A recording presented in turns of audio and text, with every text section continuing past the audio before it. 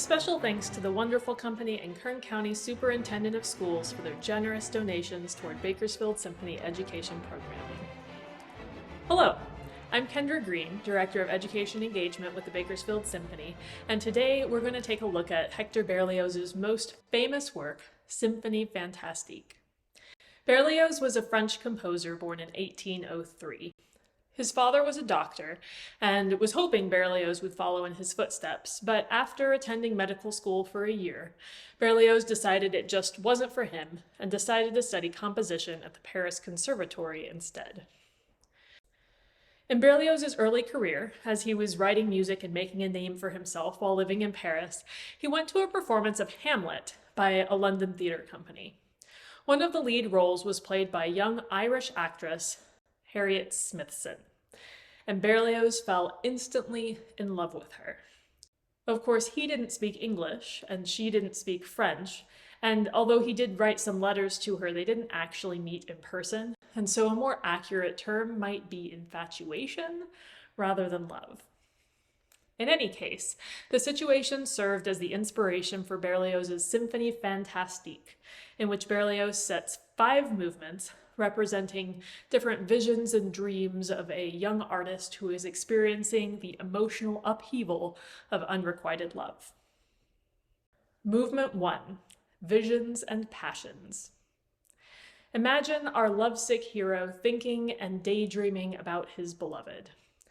The thoughts revolve around the sweetness and joy of his love, but his doubt and the pain of rejection creep in and out of his thoughts as he allows his mind to wander. Listen for these dark undertones. They're not always present, but they creep in every so often, interrupting the loveliness of the daydream.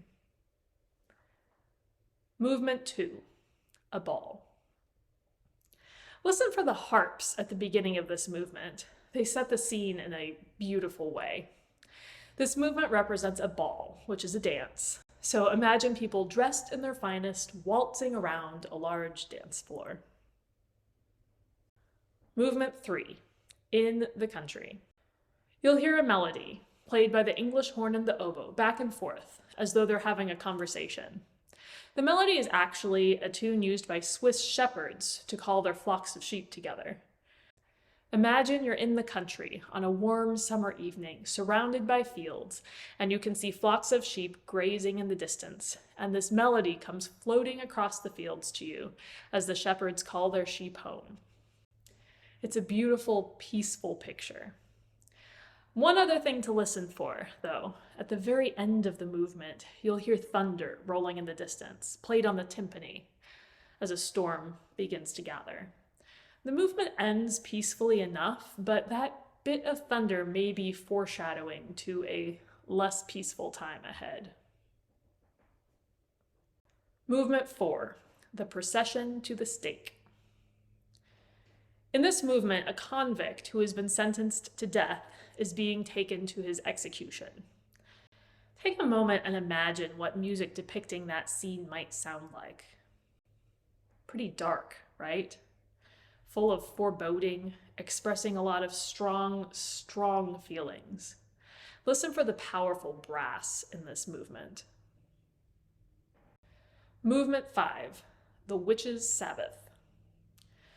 So obviously from the title here, you can guess this is going to be some pretty animated, dark music. In this particular vision or dream, we are in the middle of a witch's dance, surrounded by all sorts of evil spirits and the like. The music begins slowly, almost calmly, and Berlioz combines very low pitches with very high pitches, and it definitely gives off a sense of unease and foreboding. The music soon gives way to a sort of off-kilter, dance-like melody. Now, there is one thing specifically I'd like you to listen for, the Dies Irae. The Dies Irae is a set of text used in Requiem masses that depicts Judgment Day and basically the end of the world.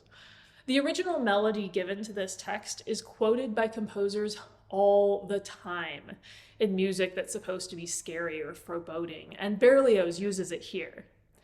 Here's the original Dies Irae theme.